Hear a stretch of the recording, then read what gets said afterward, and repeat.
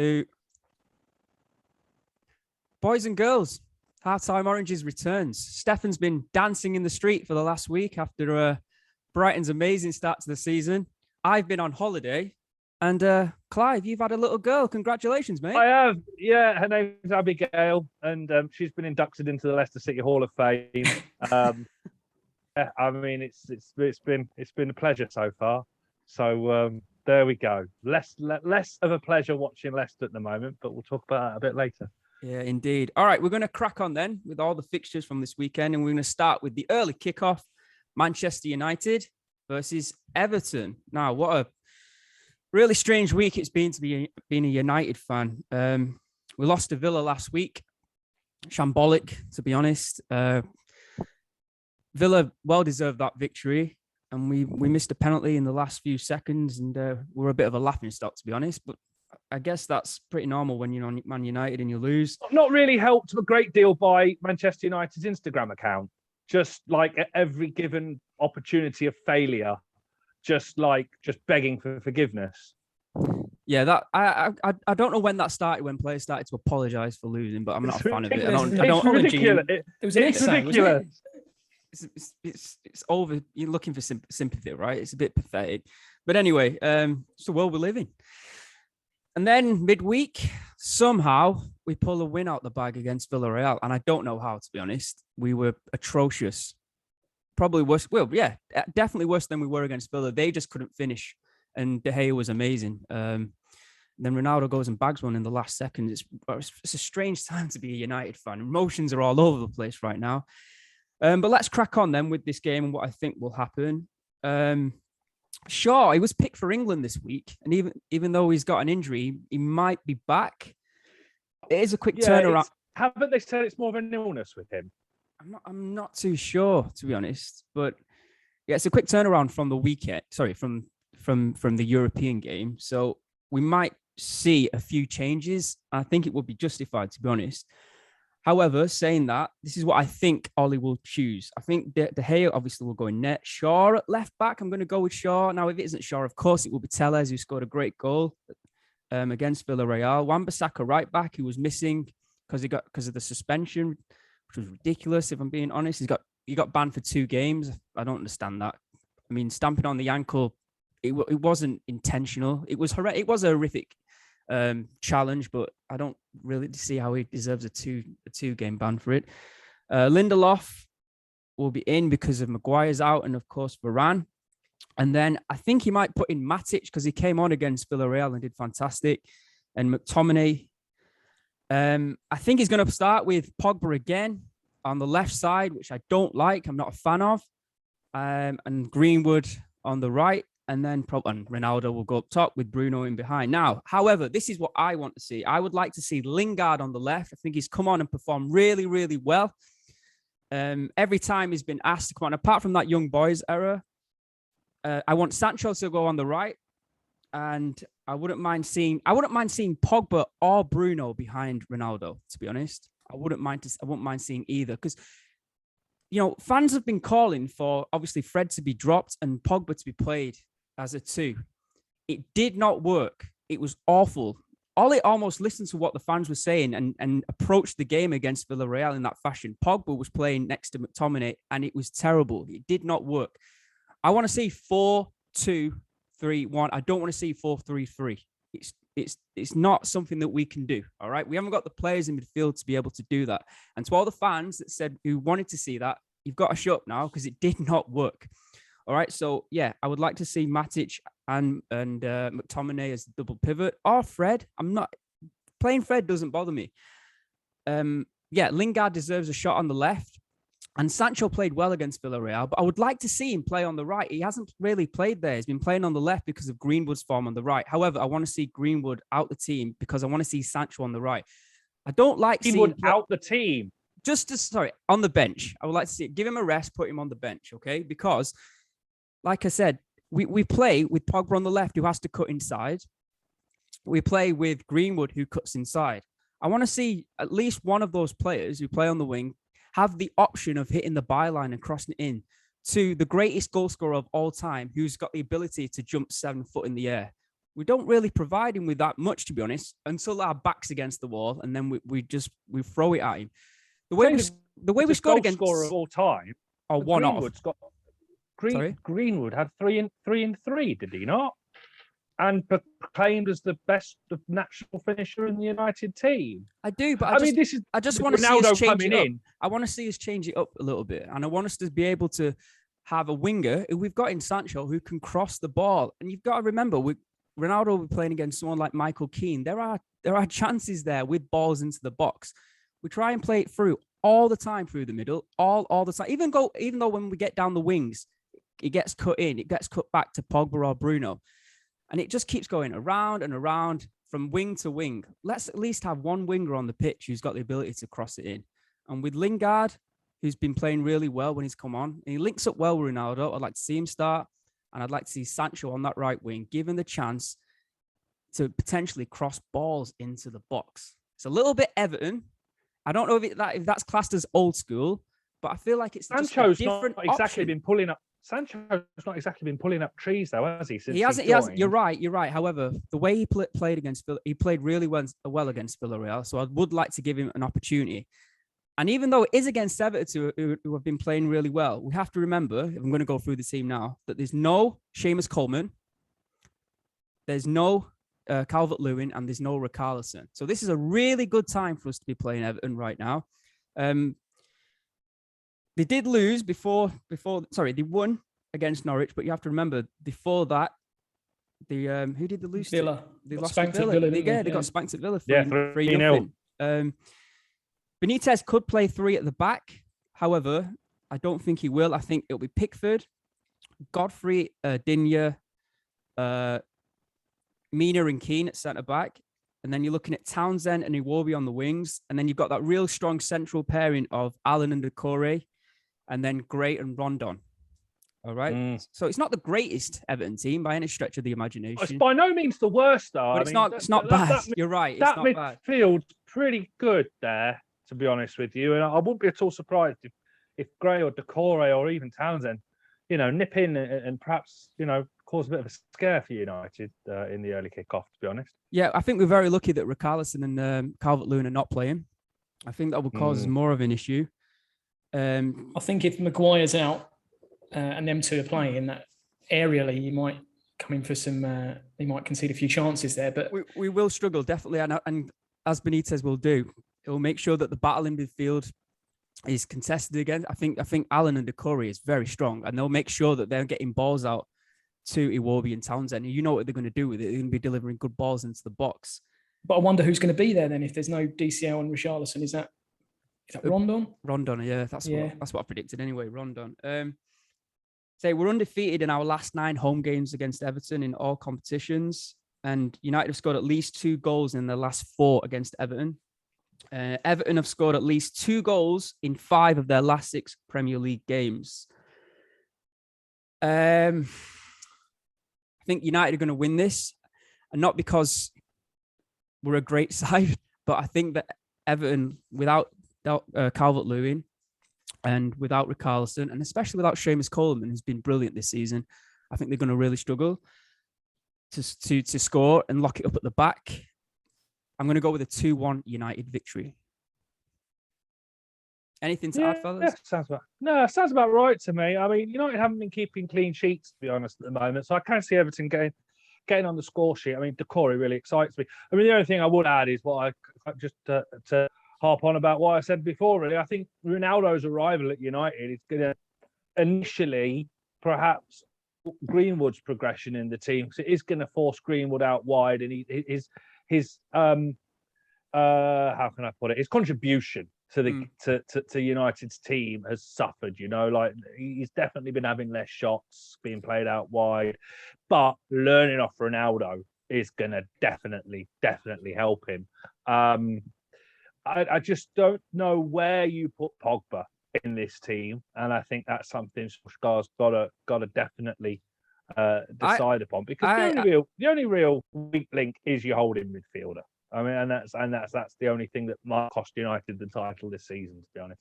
I honestly don't like the fact that we play Pogba on the left-hand side. I don't think he's defensively minded enough to play play in the middle of the park. However, with his contributions, he should be in the role behind Ronaldo, but he's not going to drop Bruno. I don't think he'll drop Pogba either, but chance of dropping Bruno. Yeah. I don't know if you watched any of the highlights of the game against Villarreal, but when Matic came on, Fred came on as well, but it should be noted that he came in at left back because Tellers got booked. So yeah, Matic came on and Van der Beek, you could see in the background, was visibly pissed off with that and then decision. He had his hand over his mouth, right? Because he realised where he threw gum in the direction of the coach as well. I think Van der Beek's got to understand. I think his time at United really has been and gone before it's even been. I mean, there's still a lot of people. There's still a lot of fans who think that Van der Beek should definitely be starting in that starting 11. He should be there, but I've still not seen anything that makes me think he is a certain to start. But yet, there's a lot of Man United fanboys out there who are like Van der Beek FC, and they absolutely think that he is going to be the solution to all our defensive problems. He's one of them. Like the more games he doesn't play, the better he gets, if you like. Because whenever you've got a problem in midfield, you'll say that to him. If people came and said he's an option, why don't we have a look at him? I would be saying yeah. But the way they say it makes you just want to fight against them and say no. We haven't seen anything of Van der Beek to suggest he'll be great in that position. Nothing at all. Nothing. Even when we played against West Ham in the League Cup, I think it was his error that led to the goal. But yeah, you'll still get the fanboys as well who will say that Van der Beek should start. But I'd rather have Matic or Fred. I can't see it either. Yeah, I think Matic is Man. You play at holding midfield, but at the expense of who? I mean, he's just trying to. And let's not forget about Cavani. I saw the highlights of Villarreal. I thought Cavani was outstanding. He was brilliant when he came on. He stretched them. He really did. But we can't drop Ronaldo. So 4-4-2, just one game. Oh man, them two old boys up top. Probably not for me. I'm sorry. Maybe for Gary Neville, but not for me. All right. Anything to add, or would you like to move on? Because the next game is a real firecracker. Burnley and Norwich. Well, I've purposely spiced this one up and put Chris Wood in my fantasy. Put Chris Wood in my fantasy league team and made him captain. So, but I mean, the reason behind that is because Norwich just leaking goals like a sieve. And funnily enough, Chris Wood's like the fifth most prolific striker in terms of XG, just behind Lukaku and Ronaldo. Burnley put a ridiculous amount of crosses in the box. I just can't really see Norwich's defence holding out, to be honest. I mean, I think the last place you want to be going when you need a win is Turf Moor. I mean, they're going to absolutely wipe the floor, I think. Probably would have gone Stamford Bridge at the top of that, to be honest. Well, they're going to go to Turf Moor thinking, oh yeah, we can do this, and I think they're going to be on a hide into nothing, to be honest. I mean, Maxwell Cornet, wow, what a goal against Leicester! It's not often I applaud opposition goals, but he took that superbly. It does look like that he won't be available for the Norwich game. I don't think his hamstring injury is too bad, but they're not going to risk it with too quick a turnaround. They've got international break coming up, and give him a rest for that. The same goes with Vidra, sorry, has got a chance of actually coming in for him. So that's what came out of the press conference with Sean Dyche yesterday. Kevin Long also is coming back to full fitness. Connor Roberts also not yet available. Todd Cantwell's been missing for Norwich lately due to personal reasons. I would expect him to be back. And really, they're just kind of relying on the likes of Pukki scoring the goals for them. And if that doesn't happen, then there is no plan B at Norwich. I think it's going to be a very easy 3-0 victory for Burnley. I just can't see it going any other way. And they need it because they're in the bottom three. And their performances, certainly against Leicester, would suggest that they are much, much better than that.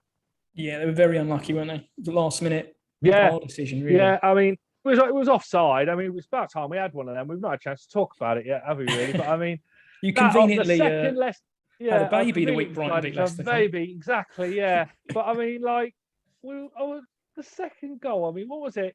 Going back to Man United game against Villa, there was nothing different with Ndidi's headed goal, the second VAR goal that was ruled out for offside. The first one was very similar to Campwell when Norwich played Leicester, so fair play to VAR for that.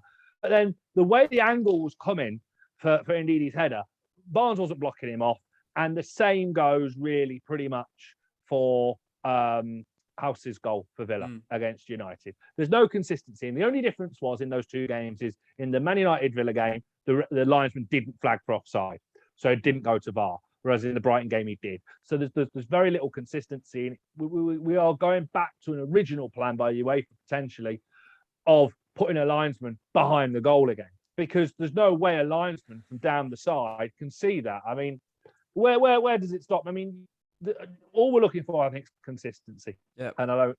We've seen a great deal of that this season. Especially, I've got to say that about the penalties. Some of the penalty decisions are penalty decisions that are not happening for some strange reason. Well, it's because of contact, isn't it? They've really put a strict rule on what is deemed to be enough contact. I think rightly so. You know, I think we've seen some very dubious. Well, I mean, the one that sticks out for me is Sterling in the Euros against Denmark. I mean, I think we're at a point now where if he broke wind next to some players, they just fall over and get a penalty. And I think that those days have got to stop. And it's been great for the game this season because games have been flowing far more. And yeah, I mean, going back to Burnley though, I mean, I think Chris Wood could be in line for getting off the mark with a few more goals. He's only got one this season, but I can see him getting a few more to his name against Norwich. Yeah, Burnley have been unlucky at points, I think, this season. I think they maybe should have got a point at home to Arsenal a couple of weeks ago, and then, as we said, very unlucky last week. And I think they'll be looking at Norwich and saying this is our chance to get our first 3 points. Yeah. I think Norwich might be saying the same thing, though. But they had Watford at home last week, didn't they? And they didn't turn up. And so I don't see when Norwich are going to get any points, to be honest. And I think, comfortable first 3 points for Sean Dyche. Yeah, I'm with you. I think this will be the first win of Burnley season and the 7th consecutive loss for Norwich in the league this season. So, yeah, nothing really more to add to that. All right, let's move on to the next game, which is it Chelsea? Chelsea, Southampton, yeah. So, Chelsea in action midweek, lost 1-0 to Juve, and that's on the back of the City defeat as well, 1-0 last week. So a rare couple of defeats back-to-back for Chelsea. Tuchel under pressure. Yeah, I don't know about that. Okay, but for team news, Kante's still out with COVID, which means you're likely to see Jorginho and Kovacic in the midfield. Not bad cover, is it? Exactly, yeah. Strength in depth all over the place. And Thiago Silva played against Juve. I can't imagine that he would play 2 games in a week at his age, and he's been very good, so he might be a bit of a loss. But again, you look at the strength in depth, maybe Azpilicueta can fit in there at the back, or Chalobah. You might see him recalled.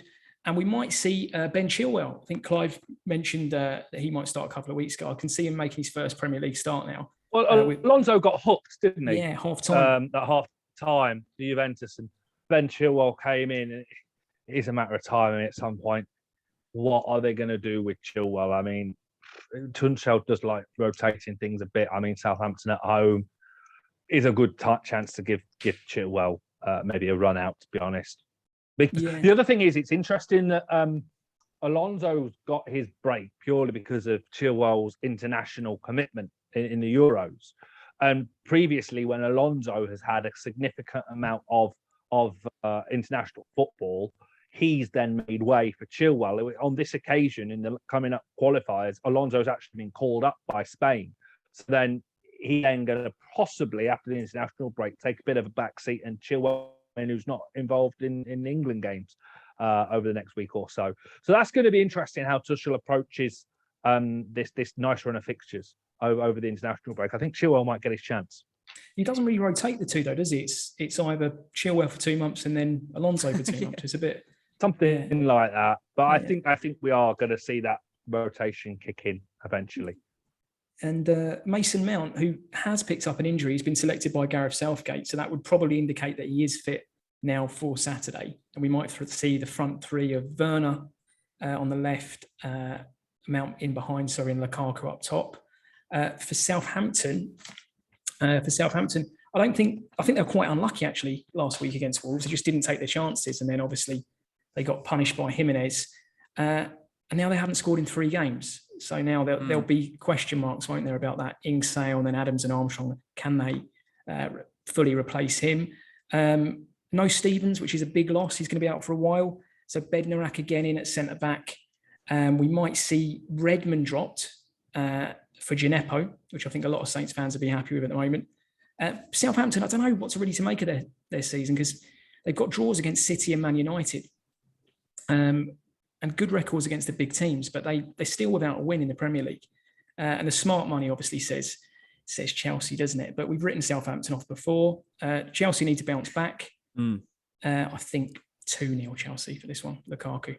Yeah, I was about to say exactly the same thing. I can't see anything other than a Chelsea victory. I mean, given the fact that they have lost, but it was against Juventus away and City, it's not panic stations, is it? So, yeah, I think a great way to bounce back and play fluid football would be against someone like Southampton. Even though they are pretty shrewd defensively, I still think Chelsea will be too much for them. And like you said, Stefan, I'm going with you, 2-0 victory for Chelsea. Anything to add, Clive? No, I think the only thing is if Mount kind of is fit, I think Lukaku will get a bit more service. I think that's what he's been missing, to be perfectly honest, because there's been no Pulisic either as well. Usually if Mount's out and Pulisic will step in. Ziyech doesn't really offer that so much. He's more a wide player. Southampton really impressed me defensively against Man City, so I don't think this is going to be a walkover for Chelsea. So they are going to need that creativity. But yeah, should be a Chelsea home win. Yeah, I think the thing about Southampton is, like Stefan just alluded to, is that they're struggling to get the ball in the back of the net, aren't they? And you can't just rely on your defense to keep you in the league. Could it be an issue going back to Southampton? I'm flip-flopping, but if they are struggling to score. Did they create enough against Wolves? Yeah, they did. I think maybe they did, but yeah, they couldn't put. But yeah, against Chelsea, I don't think they'll be creating much. I think they'll be spending a lot of time in their own half defending the box, and Chelsea will be able to get through and bag a couple of goals. So yeah, 2-0 to Chelsea. All right, shall we move on then? Leeds against Watford. So Leeds are in 18th. Watford currently in 12th. Leeds lost 2-1 to West Ham last week. Looking at the team news, Bamford is out for 2 weeks with an ankle injury. Is it Ayling? Yeah, Ayling has got a knee problem and looks like he needs surgery. So we're looking at Mailer in net, Shackleton, Stewart, Cooper, and Firpo. Phillips in the defensive midfield role, and then you've got Rafinha, and I think Harrison will come in to replace James on the wing. Dallas and Click, and then you've got Rodrigo up top. For Watford, Tebow's out, which will be a big miss for them, and it's going to be for several months. Foster will probably keep his place in net. Danny Rose at left back, Firmino at right, and then you've got Cathcart and Trusty Kong in the central defense. Sissoko and Tufon, who came on and played really well last week. And then you've got Dennis, the main man, Sarr on the right, cleverly in behind King. João Pedro came on and made an appearance, so that's a boost for Watford, but I don't think he will start. And like I said, Bachmann is back, but Foster is expected to keep his place. I was looking at players, actually. I was going to give this a derby name. Can you think of any players who have played for both Leeds and Watford? This is not an easy one. There's actually a player. Here's a good question. There's actually a player who I've predicted to play who started in one of the team's academy and now will be in the starting 11 of the other team, if that makes any sense. Any idea who that is? The player, Danny Rose. Danny Rose. Very good, Stefan. Yeah, Danny Rose. Yeah. It could have been the Danny Rose derby, the Clark Carlisle derby, or the Danny Graham derby. This is Danny Graham. Yeah. That's a proper retro derby. I'm going to go with the Danny Graham derby. All right. First league encounter since 2015, and the first game in the Premier League since the 99-2000 season. So don't get to play each other a lot, these two. Looking at Leeds, there've been 2.5 goals scored in Leeds' last 5 home games, and they've conceded at least 2 goals in the last 3 home games in the Premier League. They've failed to win in their last 6 Premier League games, of course, looking for their first victory of the season. Watford, on the other hand, have won in that 4 of their last 4 matches against Leeds in all competitions. Watford have scored at least 3 goals in the last 3 away games at Ellen Road. They did pick up only a point, though, against Newcastle. And only Salah has had more shots on target than Sarr this season, which I think is a pretty incredible stat. This game's an interesting game. I'm going to say it's a must-win for Leeds United. I really think all the fans are going to be looking at this game and saying we have to win this game. If they don't win, then there'll be a minority of fans that might start questioning Bielsa, right? Correct. Or the approach. There will be no chance. No chance. I don't mean Bielsa out, but I mean, like, do you know what I mean? Maybe. No, not in that way. But there will be a few fans thinking, we're getting to that stage now. I think what you might sort of clamour together for giving him support to buy another striker, because I think that's where they are lacking. I mean, there's a lot of pressure on Bamford to perform. Rodrigo's not quite up to it. Well, he's going to be starting, so he's got no choice. Bamford's out.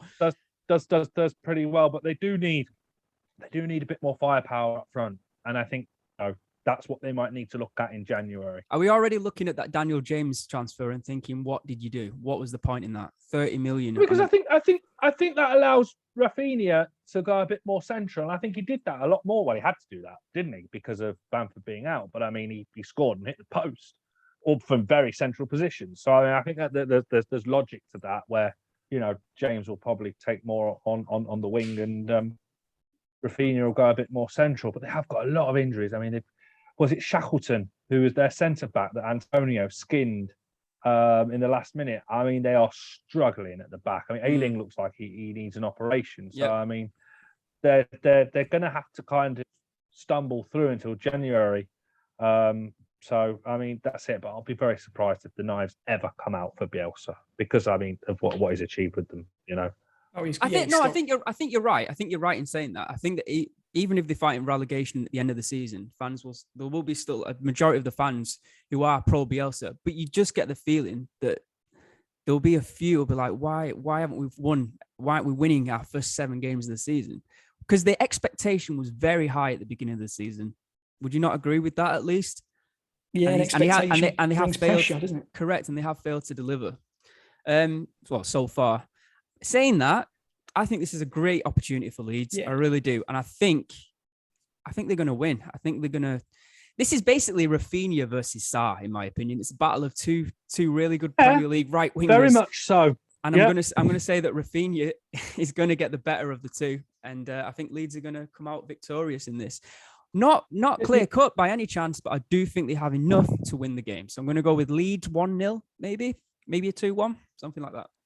Sarr's on the right, isn't he? Yeah. So who on earth is left on the left for Leeds this weekend? It's the new. Because it's Firpo, isn't it? Firpo, yeah. Firpo. And he's had a bit of a mixed start, hasn't he? Right. Yeah. Correct. Yeah. I mean, I've been licking my lips at the Watford manager, be saying just run at him, because he's suspect. He I'll give you that. Yeah. He very much so. I think he's in for a tough afternoon against Ismail Sarr.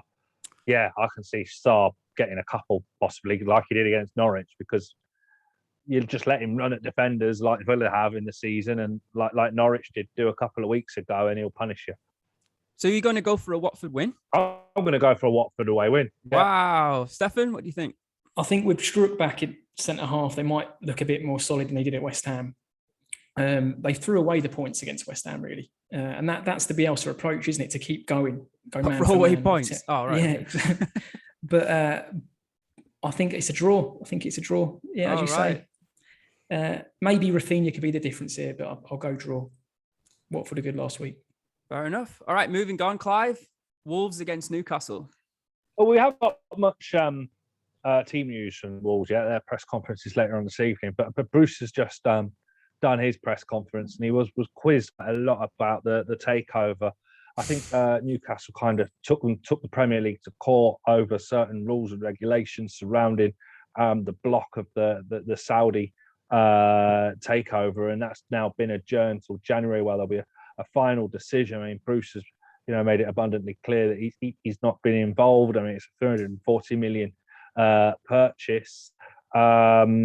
Bruce was also asked about the court findings and if there's possible influence from other Premier League clubs in regards to the Premier League refusing to ratify Saudi takeover. I mean, he's a bit scathing, really. He came out and said that it wouldn't surprise me if they have had say in it, but then they're within their rights to do so due to piracy laws that the Saudi Arabian government constantly ignore with BLQ. I mean, the Premier League earn a significant amount of their foreign TV rights from beIN Sports for the Middle East and North Africa.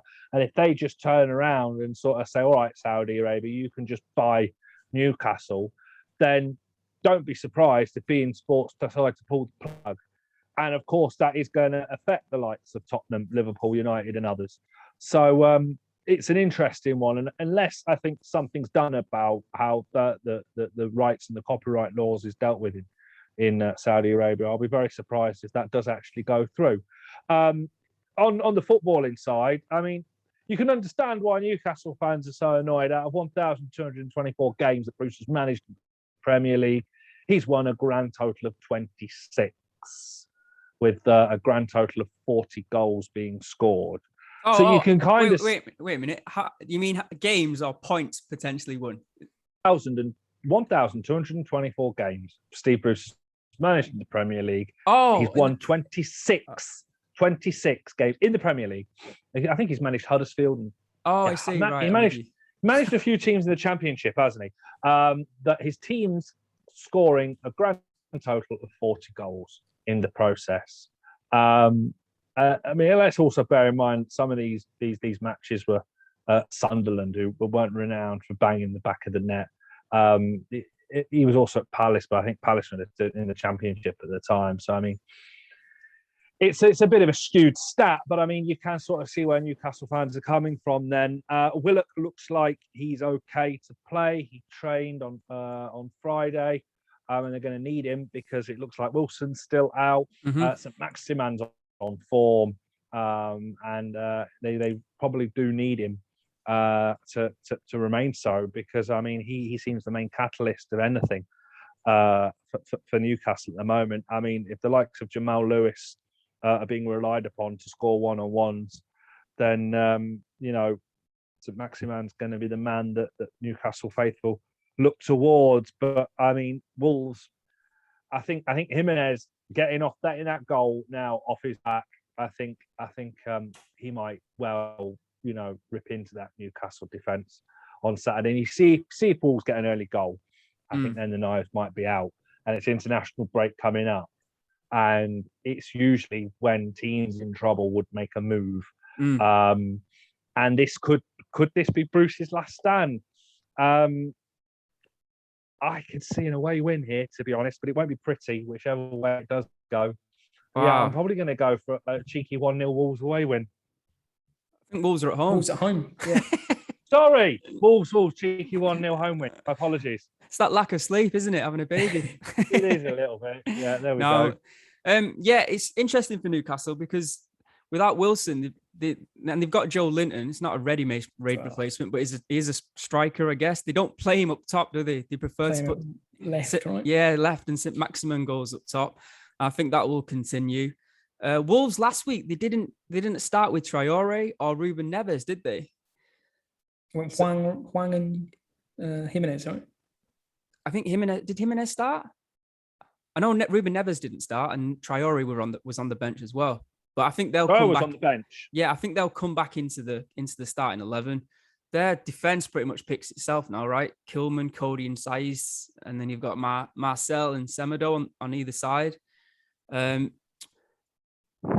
I'm gonna go with the Wolves win. I think getting that victory over Southampton will give them a real big boost.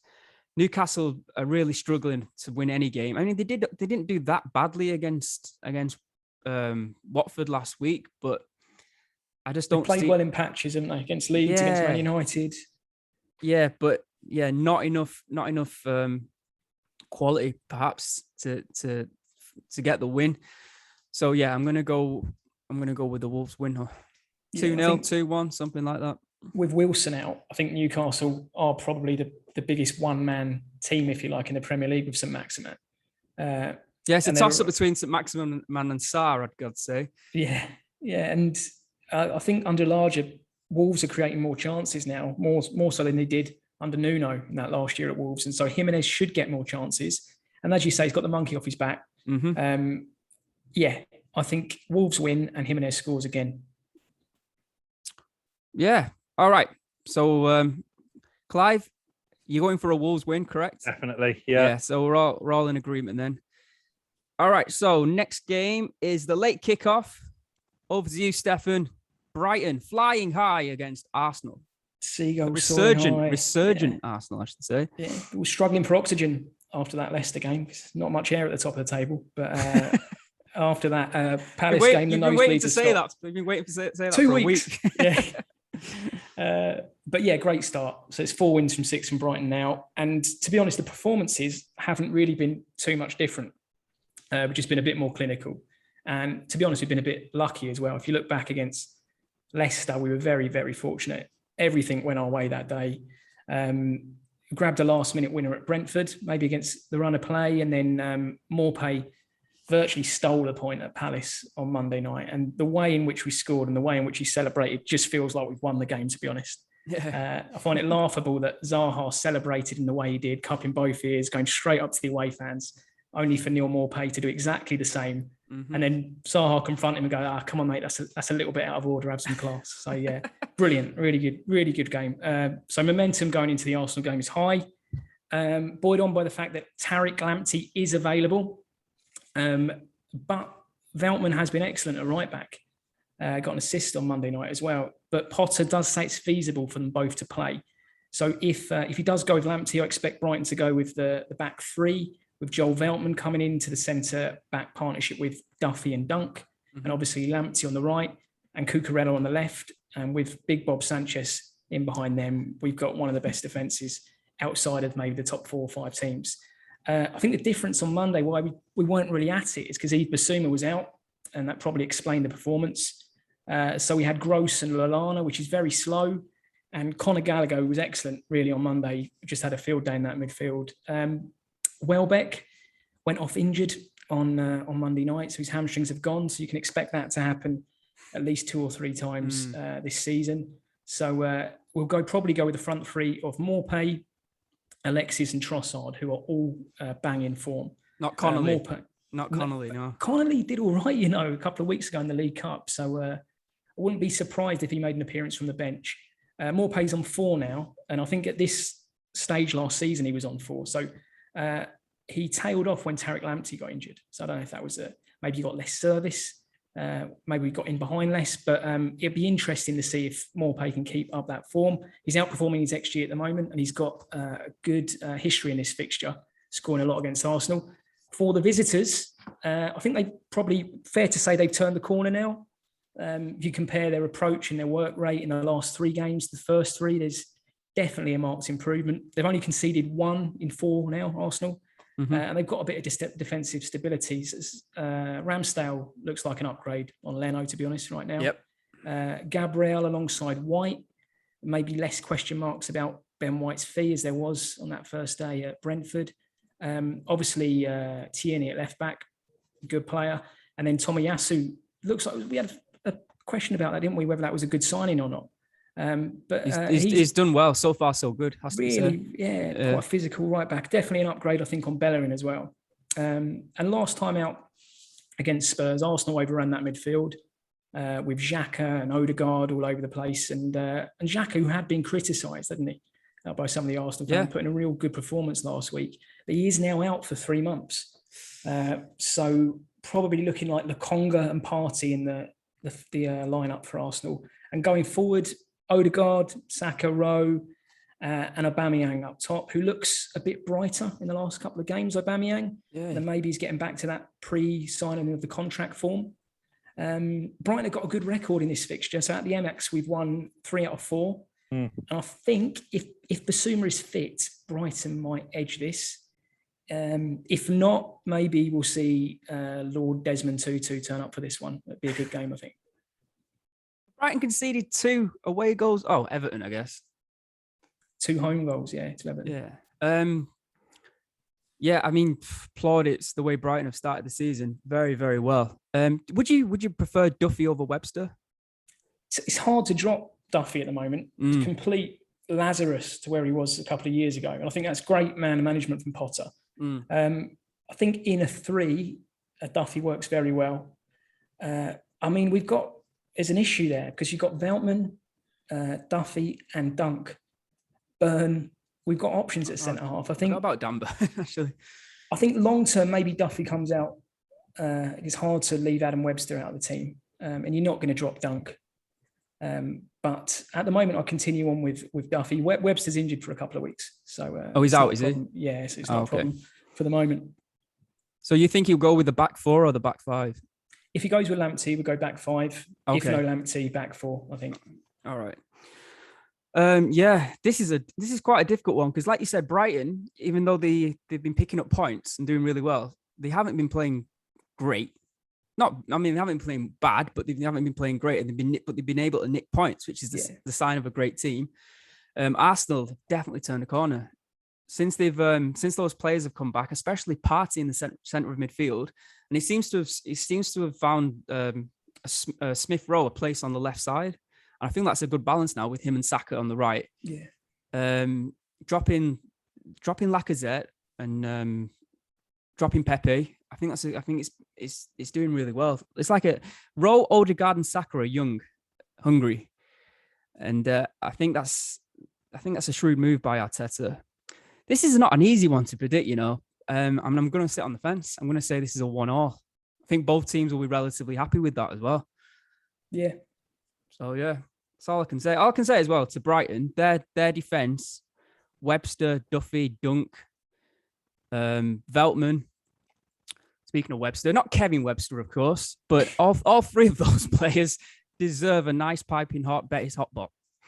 Well, I think Dunk might deserve an England call up. Really, if we're. I like Dunk. He's to me, he's like a little bit more aggressive than Maguire without the quick feet. He serves a purpose. He does really well. He's pretty consistent since Brighton have been for England into the Premier League. He got a cap, did nothing wrong. We're 6th in the league. Bloody hell have you 2 been drinking? Connor Cody's regular in that England setup. Doesn't play though. He doesn't play. Well, that's what we're saying. Dunk should go and not play. That's what we want. Dunk's getting nowhere near that England squad. I can barely speak. The feeling suggests that's why Southgate doesn't like. He's not a Southgate man, I think. Look at Brighton's defensive record in the Premier League and tell me that he doesn't deserve a call up. It's 4 years, He doesn't deserve a call up. I'm sorry. I mean, we're basing this on what 6 games. Being good at defending. That's what I'm basing it on. But anyway, Clive, what do you think? Let me remind you that Brighton are at home. Brighton home win, yeah. Brighton home win. All right, there you go. Yeah. All right, well, that was the late kickoff on Saturday. Let's go to Sunday now. There's 3 games at 2:00. We're going to go to Crystal Palace and Clive, Leicester City. I mean, you know, we watched this game partially with my daughter. I mean, I think, she kind of shut herself at Arteta. You know, I mean,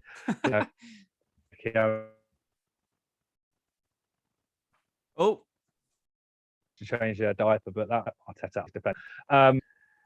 And that was the crucial point in the game because it just sums up our season because we played quite well. I mean, credit where credit's due. Madison came on with 20 minutes to go and he put in a proper shift. You know, I think he heard your speech, Clive, on Twitter. That's what motivated him. I mean, in fairness, actually, to Madison, I don't think we mentioned this. I think he has had a baby himself, and you know, we do kind of maybe switch off, not literally. His wife's had a baby. I hope he's not breastfeeding. I thought he was getting a bit bigger. But... Yeah, we do kind of like just put footballers in the box and sort of mark them as robots, and they can do everything and turn up week in week out. He's possibly affected his form, you know. Having a kid is making you soft. Certainly affected my form on this. I'll tell you that now. But I mean, it was a Marty's mistake. Really, it was a good finish by Legia Warsaw, whose striker's name just completely evades me now. And then we dominated, and I mean, it's the story of our season that our defence is just simply not up to it at the moment. It's slow and it's cumbersome, and it just gives very little confidence to those around it. Hopefully, Evans can come back in place of Marty, because Vestergaard and Soyuncu in a centre back pairing of two doesn't work.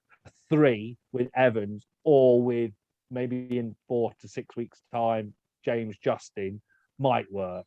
But it's just they're just too slow, and it's going to cost us.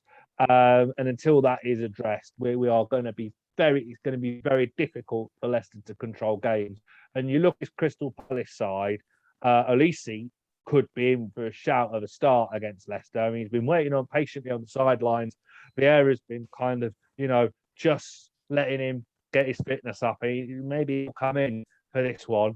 Conor Gallagher, for me, is probably one of the best, wingers in the league outside of the top 6. I really like the look of him. Mm-hmm. He's looked a lot sharper than Harvey Barnes at Leicester.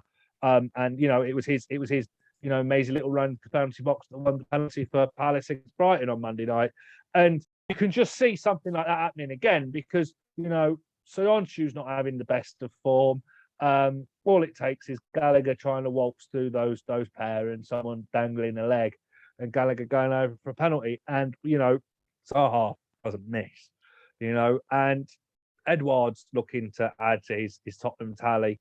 Iheanacho couldn't make it to Poland for whatever reason. I imagine there's some very awkward conversations behind closed doors at Leicester City today, because not having his prowess in the box for last night, I think, might have also cost us. Now, what the upshot of that is that going to mean that maybe Vardy gets a bit of a rest? Vardy had to come on for only 10 minutes. Daka didn't really show much, not as much as he did against Napoli. I mean, what's he going to do? Is he still going to go with plan A with Vardy up front? Probably. I still think Lookman deserves to keep his place after his performance against Burnley. Going to be a tricky one. I'll take a draw right now, to be honest with you, because we're just not quite at the races, and sides seem to be controlling us very, very, very easily. So it's going to take the likes of Tielemans, Lookman to make sure they carve out those chances for Vardy. But 1-1, I think, and I'll be very happy with that, to be perfectly honest with you. Yes, all of a sudden it's a tough place to go, Selhurst Park. And it wasn't like that under Hodgson, was it? And I think, what you said about Conor Gallagher's spot on. I think he might be in for a early shout for the Young Player of the Year. And even maybe a chance of getting in that Chelsea squad or team next year. You mentioned Soyuncu. He looks like he's got a bit of a hangover from that Turkish European Championship effort. He doesn't look the same player since he's come back. Doesn't. But then he's not had Evans alongside him. And I think that's what's affected us a lot. Not having that organising presence, not having that pace at the back. So I think that's what, because it would have been Evans, Fofana, and Soyuncu back 3, and you've got 2 of those 3 missing, and I think that's really put him off kilter. Yeah, one clean sheet in 6. Palace with a week's rest. I just wonder, will Rodgers go back to Vardy and Iheanacho up top in a 2 at some point, Clive? Do you think? Well, I mean, this is what Leicester City fans are calling out for, to be perfectly honest. And we were kind of surprised it's not happened. I mean, the fact that Nacho hasn't played Thursday night would possibly suggest that, he'd be chomping at the bit, and Rodgers needs to perhaps put him in there after us not really performing in front of goal last night. I mean, if he does play Nacho, then that would probably mean that Barnes misses out. I mean, and Rodgers seems to prefer Barnes over Iheanacho, and that's the difficult decision that he's got to take. I mean, we're talking about Man United fanboys earlier. I mean, Leicester City fanboys have been coming in sort of like criticising Rodgers and sort of saying, his job might be on the line, and he needs to sort himself out. Really? Blah blah blah. Yeah. I mean, be careful what you wish for, because Nuno might not be at Spurs so much longer. I wouldn't be at all surprised if Daniel Levy was to come knocking at Leicester doors if that was to happen. I mean, Rodgers is the most stable Leicester City manager we've had, or ever, to be perfectly honest, because he does. I mean, Martin O'Neill was a great manager for Leicester City, but he was constantly linked with Leeds, constantly linked with Spurs, and then finally Celtic came in, and he's his boyhood club. He's going to go there, and then we had the Lemon Nasher, Sven-Goran Eriksson. And you thought he's just going to pop off and open up his own bar down Pat Pong one day, and then Ranieri, as good as what he was, and will go down in Leicester City folklore and should have a statue named after him. He just what would that statue be of? The Premier League. Him ringing a doorbell, probably. But I mean, he just lost the dressing room a little bit, and that stability just was totally lost within about 5 or 6 weeks of the following season. Whereas with Rodgers, you can kind of see like him making sure no matter what happens with that squad and with certain individuals who might think they can go on to pastures new when they're probably not ready for it, that he can then look to the next replacement, the next person who can come in and maybe replace the likes of Tielemans, and he's probably done that to a certain extent with Sommer. And he's a very methodical manager who's got a certain system and a certain way of doing things, which potentially was maybe a little bit of his undoing against Liverpool. But I mean, we're in safe hands with Rodgers. So any of the Leicester City fanboys that are kind of saying, "Oh, should be doing better," well, we've had the heart of our defence ripped out of us, including a right back in Pierre who's not really properly at full steam ahead in terms of his fitness after recovering from a nasty knee injury. Castagna sometimes blows a bit hot and cold. You've got a young left back that comes in. Bertrand does cover, but the heart of our defence has been ripped out. Maddison's just not on his game at the moment, and that will probably come good in about 2 months, probably just before the hectic festive period, we hope. And when that does happen, then Leicester will probably pick up. But I am a bit fearful of our Europa League progress, because second place means playing off against the third place Champions League side. Bring on Barcelona. I'll be over the moon with that. That'd be brilliant. I reckon you probably beat him as well. By that point, I'm not sure when the playoffs would be. They probably won't be till January, February next year. But by that point, we would have our defence, fingers crossed, back, fully fit, unless anything else happens. The likes of Fofana might even be back, and Evans should hopefully have recovered from his heel injury. And we should. Justin will be back, and we should be. I don't know. I mean, a two-legged game against Barcelona at the moment, I'd fancy your chances with that. I would as well. But coming back to Crystal Palace. Back to reality. Yeah. Crystal Palace have done. I criticised Vieira heavily. I didn't really understand the appointment, but I think he's done really well, to be honest. In such a short space of time. The Spurs victory was great. I know Spurs were down to 10 men, but still, to score 3 goals was fantastic. To go away to West Ham, which is probably the best point of the season, I'd say, and get a 2-2 draw there, fantastic. So unlucky against Stefan's Brighton the other week. But they're looking like a real good team, and like Stefan, you said, they're becoming difficult to beat, which is a good starting point for any developing good team.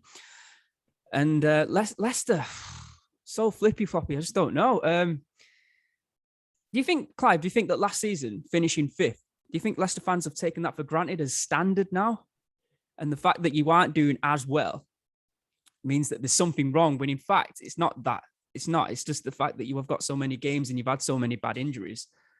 I think it's the latter, really. I mean, okay, we've had so many bad injuries, but I think what's frustrated Leicester fans the most is they can't quite work out why he's gone back to Barnes and not playing Nacho. I mean, Barnes is a very good player, don't get me wrong. Still hasn't scored yet. But surely Nacho, winning the FA Cup and finishing 5th is just heightened your expectations. So to see you in the bottom half of the table is probably depressing. Probably to an extent. It's not just where we are in the table. It's the quality of the players. Sure. And Tillmans has improved in the last few games. And like I said, Maddison looked back to his best in the 20 minutes against Legia Warsaw. And I don't know. I mean, we can forget about top four. There's no doubt about that. But I think just maybe to put it more better would be that I think certain players are probably deflated having finished fifth 2 seasons running. And that might have perhaps have affected their commitment to the cause, coupled with the injuries. Yeah, it's not an easy game to predict. I am tempted to go with Palace just because of form, but I'm not writing off. I won't write off Leicester, so I'm going to go with a 1-1. I'm going to go with a draw. Right, yeah, same here. Stefan? Yeah, I'll go along with that. I think Vardy looked sharp, didn't he, last week? Like the old Vardy. I mean, Vardy, to be honest, I think he's our top scorer or joint top scorer in the league at the moment this season. He's got altogether in the Premier League. He's been playing the Premier League since 2014, 2015. It's like 120 something goals in the Premier League. 123 goals. Lukaku 101, Ronaldo 87. So I mean, like right off every season, everyone writes him off. He's 34 this year. Still got 2 years in his contracts, and like, Leicester fans are saying, "Oh, bring in Daka, play in Nacho." You know, Vardy's still knocking him in. He does need a bit of help. His days of playing constant 90 minutes might be a bit behind him. But I mean, what a record that is. You know, 123 Premier League goals. When you put it against those stats, Lukaku and Ronaldo, it's something to really admire. Yeah, it's amazing. Anyway, moving on to the next game, Tottenham and Villa. Tottenham, wow, looking to get their season back on track after that disastrous North London derby. I mean, they started the season with 3 1-0 victories, and it's been all downhill since then. Apparently, I know you were talking about Leicester fans, Clive, with Brendan Rodgers and impatience.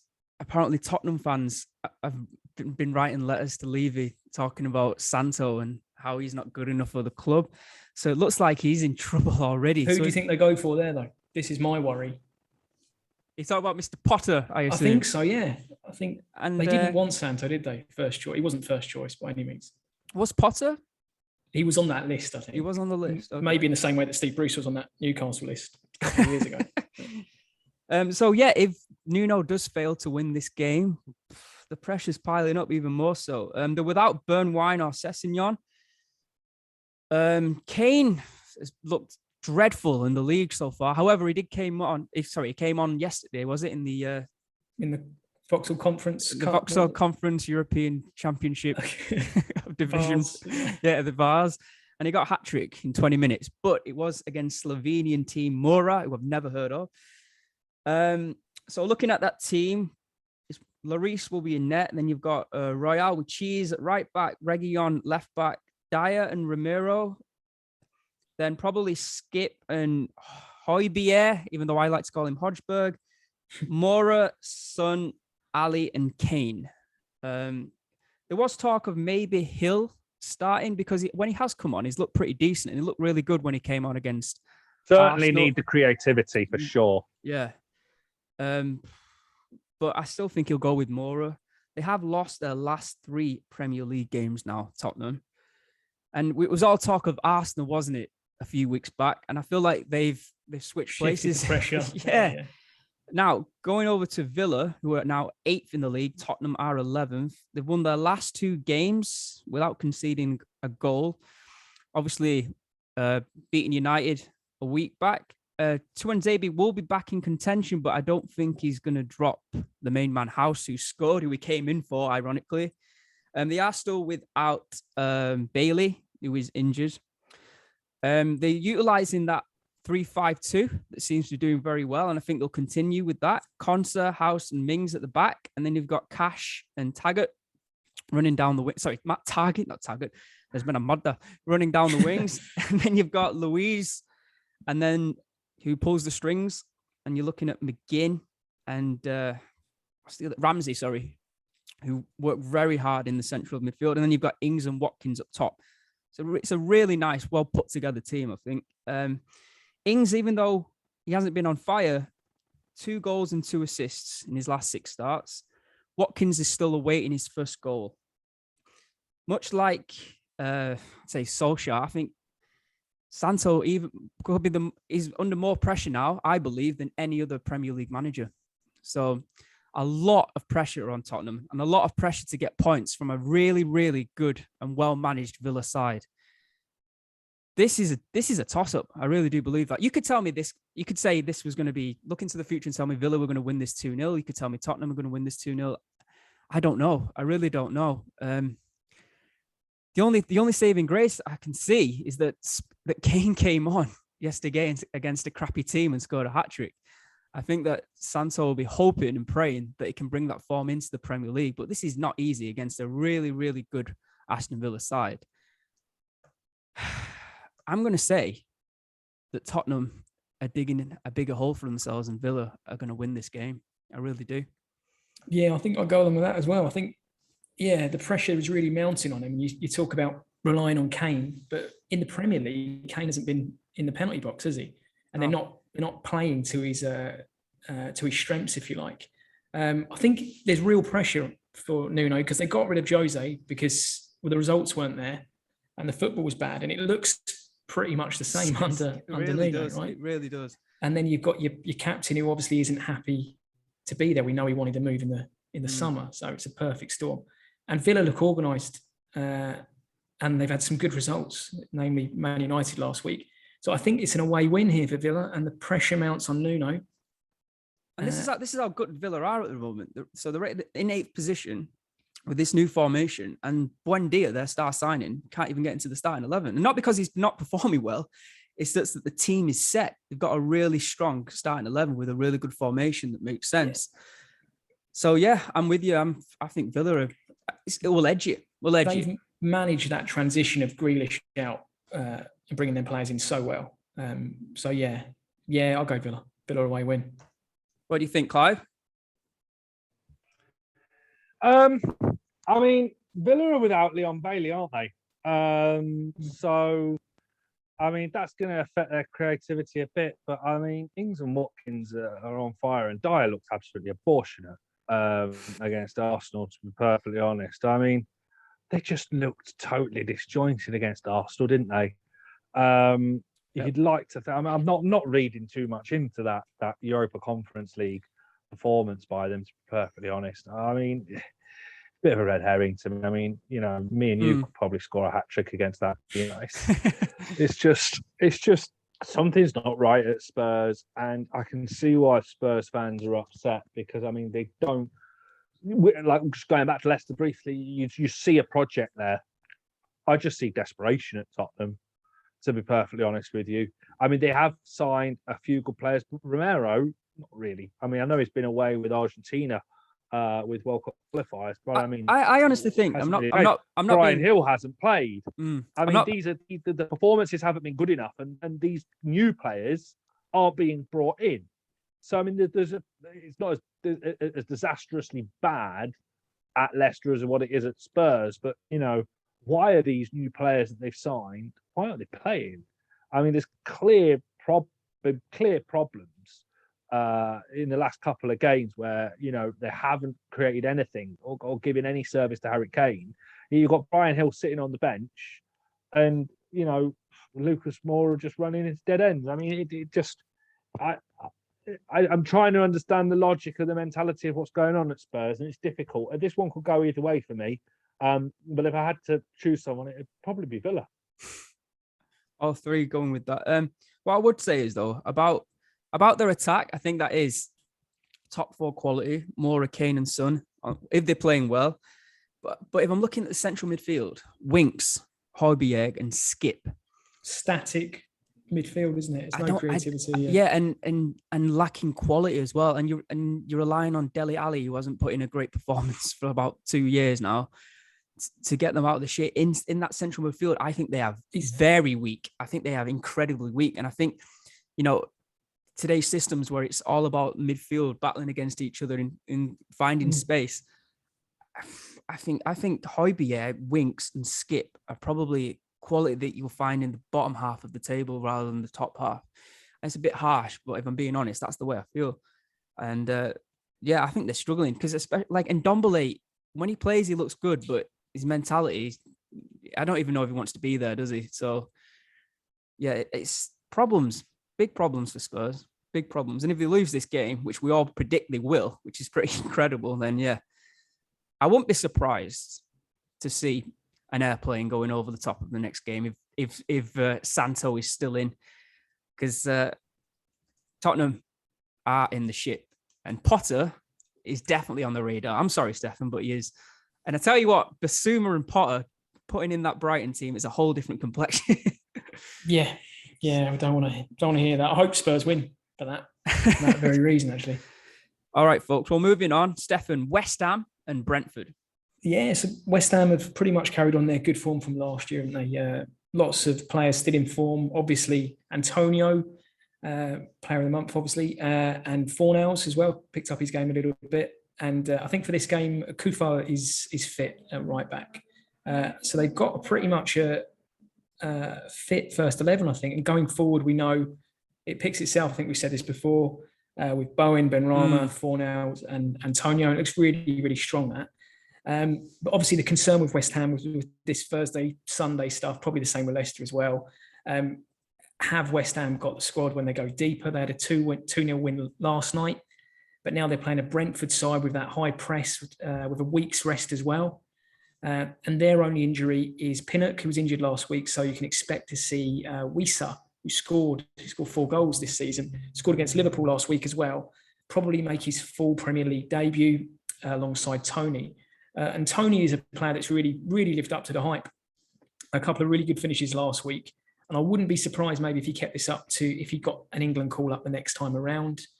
After that Brighton defeat, I worried about Brentford. I thought they might fall off a bit, but they've responded there with 2 really good results. Last week was amazing. Unbelievable. Yeah, incredible game of football, yeah. So they can show they can mix it with all the teams in the league as well. I think this might be a score draw. I think both teams to score and Brentford to nick a point here. Yeah, I know where you're coming from. West Ham's European. Sorry, Aaron. West Ham's European exploits might potentially play into Brentford's hands a little bit. Ethan Pinnock's been declared fit by Thomas Franks. That's great, and great for my fantasy league team, because I thought I'd made a right boo-boo there because he went off injured and I didn't know. There you go, kids. Don't do your fantasy league at 6 a.m. when you've just had a baby. I don't know. Brentford just looks such a good side. And this is if we're looking at the West Ham of old, this is the kind of game that West Ham might just implode in. And they didn't look great when they played Southampton after their first European away trip. So this is a bit of a test of character for them. I think Brentford will get at least a point from this. I'm thinking that there's going to be lots of goals in this game. I really do. I can see. I know it was a 3-3 draw against Liverpool last week. This is difficult. I'm going to go with a 3-2 victory for West Ham. Wow. That's what I'm going to go with. I think a nice Sunday game. Both teams buoyed. Yeah, 3-2. How about that? All right. Nice. Moving on to the last game of the weekend, the late kickoff, and it is a beaut. Clive, it's Liverpool against Manchester City. We've not had the press conferences yet from either side, but we have got a little bit of early team news. Trent Alexander-Arnold's not been called up by England, so he's almost certainly going to miss this one. Thiago's also out. Quite interesting. I think of all the Champions League games this week, I think sort of Liverpool come out looking a little bit better because they absolutely dominated Porto, which allowed them to sub off Mane, Milner, and Salah. Saved them sort of for the Man City game, which is absolutely perfect for them. They are at home as well. I think you're going to see a very. Curtis Jones's performance. He's coming. It's very unfortunate what's happened to Harvey Elliott, but it just goes to show the strength in depth that Liverpool do have, despite being criticised for not spending more. Curtis Jones, was outstanding against Porto, and he'll probably keep his place. Be interesting to see what happens with Jota and Firmino. I think Firmino will probably get the nod. for this one. And I think, that back four picks itself. It'll be Milner at right back, filling in for Trent, and then Matip, Van Dijk, Konate maybe is a threat to Matip's place, but I don't know if Klopp will risk it for such a big game. That centre-back pairing has been pretty much solid throughout the season. Man City, on the other hand, Sterling was up front for them for the trip to PSG. I think he might bring Torres back for this one because, he does seem like a natural finisher. I'd like to see Torres and sort of come in, maybe a front pairing of Torres and Jesus or Jesus just up front with Torres just behind him. Mahrez played in the Champions League midweek, so it's probably between Mahrez and Foden for that right attacking slot. And then again with Man City, that they're going to play their best back four, which I would say consists of Walker, Diaz, Laporte, and Cancelo. Mm-hmm. Jack Grealish is due a rest at some point, but I don't think he's going to get it in this one. I think you might see Grealish rested for the Burnley game after the international break. That side for me is Ryan. Can't see Sterling starting. I think you're looking at either Torres or Jesus up front for City. There's also talk of De Bruyne playing in a false nine position. He can do that. He looks like he's back up to speed now with the team after that nasty ankle knock. I think he'll go with Foden over Mahrez, to be honest. I'm going to go with a 2-1 Man City win, though. Wow, really? You have to remember that Van Dijk has never lost, has he, at home? Really? Is it? Never, period, ever lost. Or just never lost at home to Man City? No, never lost at home in Anfield when he's played. Wow.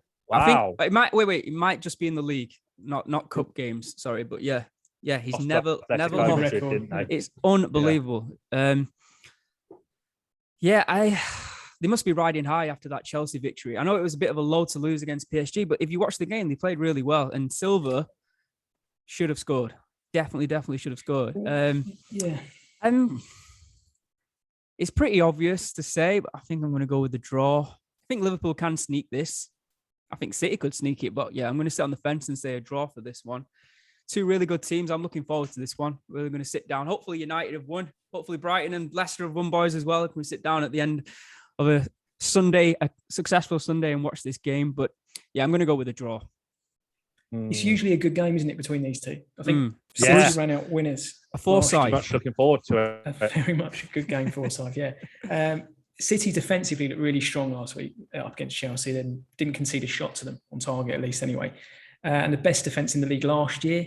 I think coming up against that front three or front four, if you like, with whichever one of Jota, Firmino you include, they look really good now, Liverpool going forward. And as Clive said, they're utilising that squad. Even Milner coming back into the first 11's done as debutant as well. I think every time City don't score midweek, they'll have them question, should we have signed a striker? And that's what you have when Silva misses that chance. Yeah. I think the Anfield effect might be in full flow here. And I think Liverpool edge this. Both teams to score and Liverpool to win. Yeah. Well, that sounds like a 2-1 as well. 3-2 maybe. Maybe. All right then. Well, we're going to wrap this up. Thank you everyone for listening to this episode of Halftime Oranges. Don't forget to like and subscribe. And what do you think? What are your predictions? Write them in the comments. And we'll see you next time. So goodbye from me. Goodbye from Stefan. Cheers, everybody. See you later. Thanks a lot. Cheers. See you next time on Halftime Oranges.